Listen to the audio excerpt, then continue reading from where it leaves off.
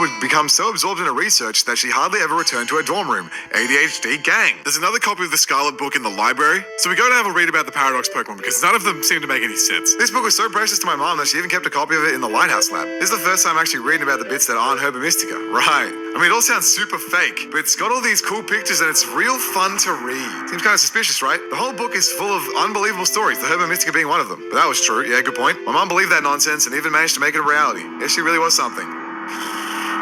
There's like these subtle cues that kind of imply that it's all bullshit.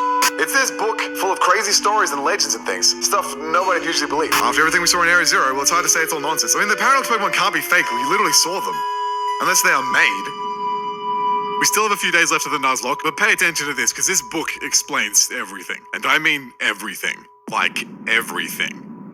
The word imagination has been thrown around a lot in this game, and none of these Paradox Pokemon actually make any sense. Why in the future would every single Pokemon be a robot? Why does a prehistoric Jigglypuff look like a dinosaur vampire? Why does Brute Bonnet reference Pokeballs at all? Pokeballs aren't millions of years old, they were made like 300 years ago, and Amoonguss specifically evolved to look like modern Pokeballs. How does Sandy Shocks make any sense at all? These Pokemon almost seem like parodies, like they're the imaginations of someone who hadn't put too much thought into what a future or past Pokemon might look like. Arvin thinks that Seda got so fixated on these ancient Pokemon that she read about in the book that it made her want to see one for herself, that she basically made them real. Hold on, is my mom's time machine the whole reason the ancient Pokemon ended up here in the first place? This book is from way before she made the time machine, but it mentions ancient Pokemon. The Scarlet Book was written 200 years ago by Heath, one of the researchers from the first group that ever got to the bottom of Area Zero. Heath's sketch artist drew the Paradox Donphan that they saw down there 200 years ago, and they even have a photo of one from 200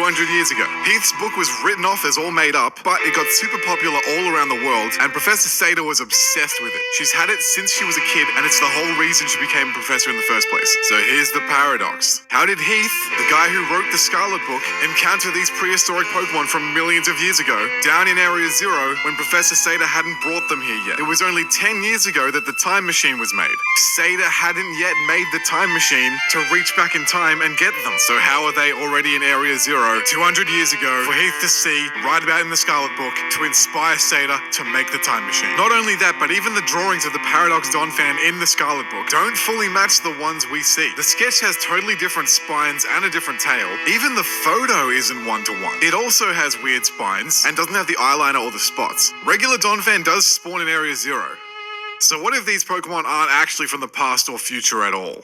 To me, it feels like that time machine may not have been a time machine, but a dream machine. I think Seda accidentally created these Pokemon based on her interpretation of the drawings in the book. And our last Nuzlocke fight is very good evidence for this. She's clearly absolutely fixated on this stuff. She dresses like a caveman. She left her child to practically grow up by himself. She's still so obsessed that she somehow creates a time machine and uses it to bring the Pokemon that she's always dreamed of seeing into reality. What if Heath and the first people who went down to Area Zero were just stressed out and seeing things? It's bound to happen when you're alone in some space crater. They draw what they see, then Seda sees those drawings 200 years later and makes them real. So how exactly is Professor Seda making Pokemon anyway? Well, that's where the third legendary comes in. Heath wrote about this apparent disc Pokemon that he encountered in the depths of Area Zero. It seems to show him a dream, and when he wakes up, he has a page with a bunch of drawings and handwriting on it about reflections and what looks like the time machine that he has no memory of writing. The researchers literally say this Pokemon is linked to terrestrialization. So what if this Terra Pokemon is also in contact with Seda and it's able to create Pokemon from your mind?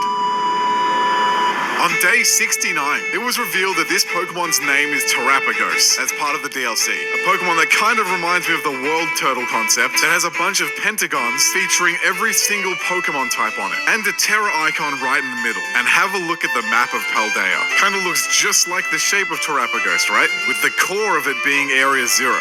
Paldea is clearly somehow made in the image of this Pokemon, and it might be the source of energy for everything. Terra Crystals, Terra Energy, and Terra Pokemon themselves came from the depths of Area Zero. The time machine works because of Terra Energy, and so does AI Seda. AI Seda even said that sophisticated AI is not something that humans can even make. When Terra Pokemon were first found in Area Zero, they couldn't leave. Well, AI Seda can't leave either. And we saw she can even be terrestrialized. So what if when Seda sends a Pokemon up into this machine, this third legendary Pokemon is somehow getting involved and is using its energy to actually create Pokemon that reflect what the professor is imagining or hoping for? In her notes, you can can see her basically wishing for a clone of herself. Was she created by the legendary Pokemon too? Are Paradox Pokemon really from the past and the future? Or is this legendary Pokemon one of these god-level creation Pokemon? And why do I use the phrase reflect what the professor is imagining? On day 79, the final piece of the puzzle fell together.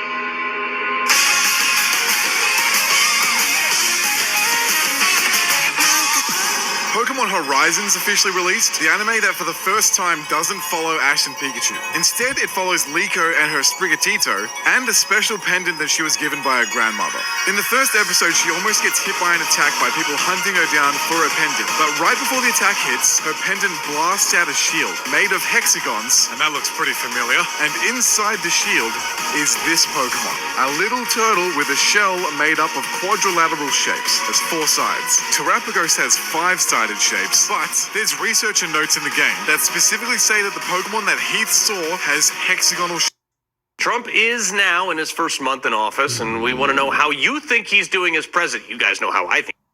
Shapes on its shell. So maybe the form that Heath saw is a special form it gets when it terastallizes, which is probably what we're definitely looking at here. This one's shell has hexagons. We are probably getting special Terra forms in the DLC, and Charizard's probably getting one. Interestingly, every single Terra crystal you'll see in the game is made out of hexagons, and crystals reflect, right? Speaking of hexagons, Espathra, Jeeta's lead Pokemon, has a suspiciously relevant move that features a bunch of hexagons called Lumina Crash, which unleashes a peculiar light that affects the mind.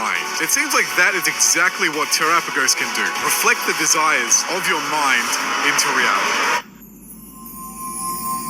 Are granting people's desires, which may even include Pokemon that appear in Terra raids. I mean, Charizard's like the most popular Pokemon ever. It makes sense that people would be wishing for it to come to Paldea, especially as a dragon type. And I mean, of course, the big legendaries are based off Cyclizar, Heath's partner Pokemon. If that's the case, what's the deal with the time machine? Is that really a portal to the past? Does Terrapagos create some illusory ancient world that Seda always wanted? Is it an ultra wormhole? We've seen plenty of other Pokemon that come from space and other dimensions and stuff. In fact, the last 2 games have been about a crystalline legendary Pokemon falling from space and being responsible for the gimmick of the game. This would be 3 in a row. I mean, there's planets in this drawing. It almost looks like it's falling from space. Is it the reason that crater's there in the first place? There's also a crop circle in Area Zero, and this crazy tablet made out of a material that is completely unknown to mankind. Well, there's one more super strange connection here. You ready to go down the rabbit hole? In Kalos, the region from Pokemon X and Y, which is just above Paldea, AZ creates the ultimate weapon, a massive machine which kind of looks like Glamora and is made out of crystals which look a lot like Terra crystals. The time machine also opens and spins a lot like Glamora does, but anyway, AZ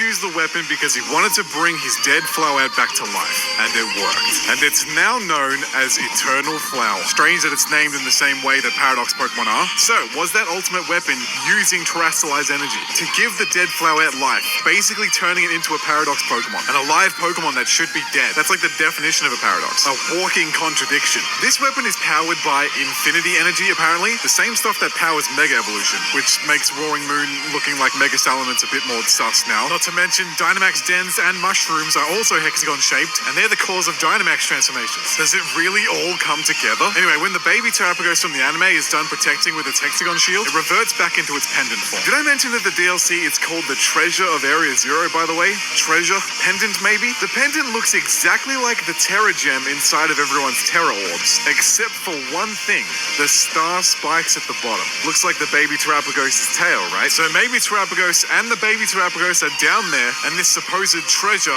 is baby Terrapagos. Area Zero apparently does go deeper, and there's a whole locked door that we never got to go through. We keep flicking through and find a drawing of an ancient-looking Suicune crossed with Entei and Raikou. It's an artist's rendition of something, so this isn't one they claim to have seen at all. The artist just totally made this one up. Day 81, the final Terra Crystal appeared. A sparkling rainbow Terra Crystal. And would you believe it? Inside the den is a Paradox Suicune. But this just looks like one piece of that imagined Pokemon. That's a fusion. And there's no way this Pokemon's actually from the past anyway. We know Suicune's backstory. Suicune is one of the 3 legendary beasts of Johto. The legendary beast story is that these Pokemon were 3 nameless Pokemon that died in a fire in Ecruteak 150 years ago. After the nameless Pokemon died, Ho-Oh came down and resurrected them into Raikou, Suicune, Suicune and Entei. The artist drew this 200 years ago, before Suicune existed. Are there paradoxes of Raikou and Entei as well? Because this sketch fusion does have aspects of this paradox Suicune. So if in the DLC they all fuse together and become that imagined Pokemon, that pretty much confirms this theory. Unless there's always been more of these legendary beasts in the past, and Ho-Oh just happened to change those dogs into these beasts. Either way, the fact that Suicune's head shape is so integral to the whole concept of terrestrialization, it literally appears when you Terra. I don't know, Suicune's gonna be very important to this somehow. Anyway, out of sheer luck,